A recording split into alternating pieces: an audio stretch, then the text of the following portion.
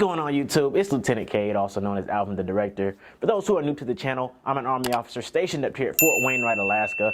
It's the breakup season, so the snow is finally starting to melt up here, and I couldn't ask for warmer weather. Now, I've done some videos like this similar in the past where I kind of talked about basic training and what to expect, but there's been a lot of changes over the past couple months, and I want to kind of talk to you about how you should best prep for basic training. Now, I am an officer in the United States Army. However, I did go to basic training. I was a civilian after I graduated from college. From there, I enlisted as an 09 Sierra, which is an officer contract. After basic training, I went to OCS, and then I commissioned as an officer. So I did spend some time at basic training, so I understand what basic training is like. My basic training was just like anyone else's. I was in there with my enlisted battle buddies, and prior to me even completing OCS, you're technically considered enlisted. And if you don't commission after OCS, then you're basically the needs of the Army. So, I did go to a regular basic training. I went to Fort Benning, Georgia. I was down there on Sand Hill. And again, I understand what basic training is like. I did everything that everyone else does. I know a lot of times people say, what is basic training like for officers? It's no different. I was down there. You can ask my battle buddies that subscribe to this channel. They'll let you know in the comments below that, I was down there in the suck with everyone else.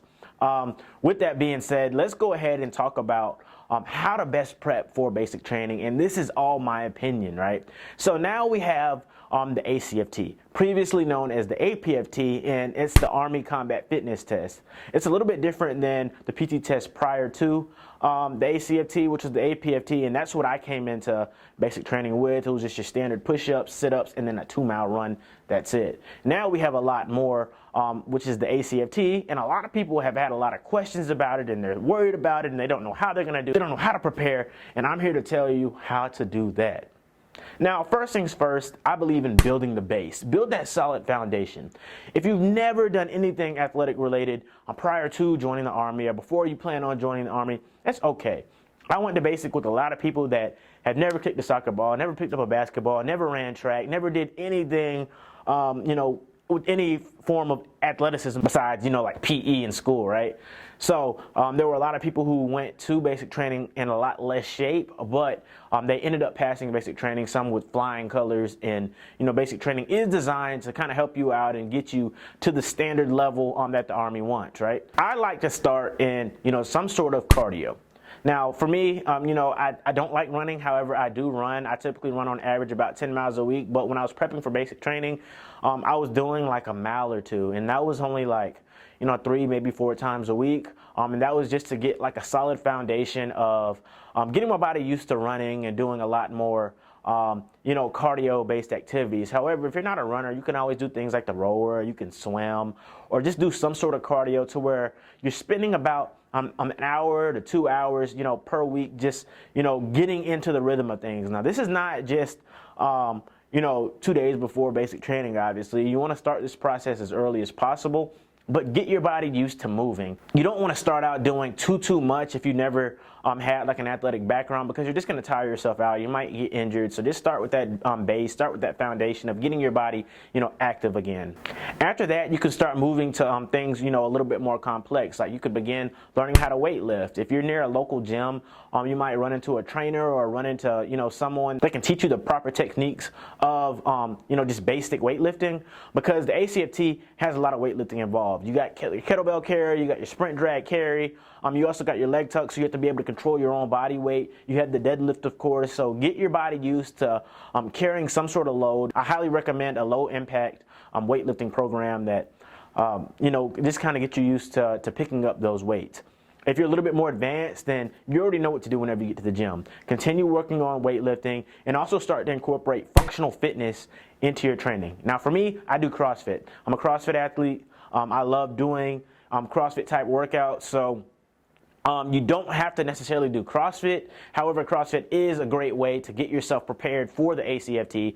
But even if you're not doing CrossFit, any kind of HIIT workouts that you find on YouTube or that you find on the internet, you can easily do. HIIT workouts last anywhere from like 5 to like 15 minutes. They could be longer than that. However, it just gets your body used to doing different type of workouts that you're not just normally doing, in the gym. It's not just like a bench press. It's not just like squatting. It's not just like basic deadlifts. You're doing like cardio weightlifting. You're doing a mixture of pretty much everything. That's why it's functional fitness. A lot of body weight, is in that as well. So it's a great way to get your body used to the things that is going to set you up for the ACFT. I'd also like for you to incorporate something on the pull-up bar. Now, if you can't do pull-ups, which a lot of people can't, you can always use buddy-assisted pull-ups. You can always use like the bands to help you with getting prepared to do that leg tuck. I think pull-ups are excellent in preparing for the leg tuck. I'm able to max out my leg tucks on all the ACFTs that I've taken.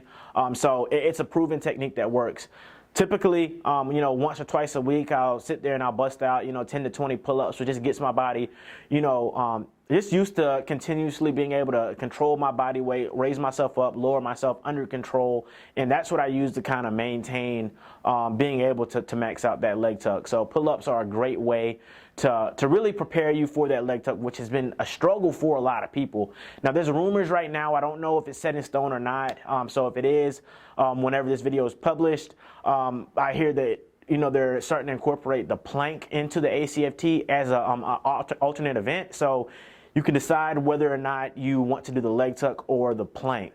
I don't know if that's 100% accurate. However, in my opinion, I just say, just prepare yourself for that leg tuck. It's not that difficult if you put in the effort towards it, early on. So get yourself used to that pull-up bar. The last thing I want to say is start doing some kind of core exercises. Now, I didn't do this prior to basic training, which I should have. I don't like doing a lot of core work. I'm just, functional fitness. I'll go do my workout at CrossFit, and then, that's pretty much it. I'll do some bodybuilding stuff as well, but I don't like doing a lot of core work. But it's extremely important. Your core is crucial to being able to make you a better athlete. When you're in the military, you're a soldier athlete. So building that core will really help you out. It will reduce a lot of injury. When I was at basic training, before I went to bed each night, I would do, a minute of planks on each side. So that was something that kind of helped me, maintain and get through basic training. You can also do things like flutter kicks or leg raises, or, some people do crunches. I don't really do a lot of crunches. If you have a gym that has a GHD, those are excellent in, developing that core. And that's extremely important with, kind of helping you out, with the ACFT. Whenever you're doing deadlifts, you always want to make sure you have that tight core. It helps you out with your running. With pretty much every single type of, exercise, any athlete would tell you that, a strong core will help you out a long way. I know in this video I didn't go into a lot of details, but I did post an ACFT series that'll help you prepare for the events in the ACFT, so I'm going to link that in the description below. So if you have specific questions that you need answers to that relate to the ACFT, I'm hoping that series will be able to help you out. But again, drop questions in the comments below and I'll be able to get to you and answer those questions as soon as I can. I love answering questions about fitness and preparing for basic training, preparing to become an officer in the Army. That's just my thing. If you like this type of content, be sure to give it a thumbs up and subscribe to the channel as well. It'll help me create more content for you all so I can continue to help more soldiers, more upcoming soldiers, or just people that love hearing about the military in general.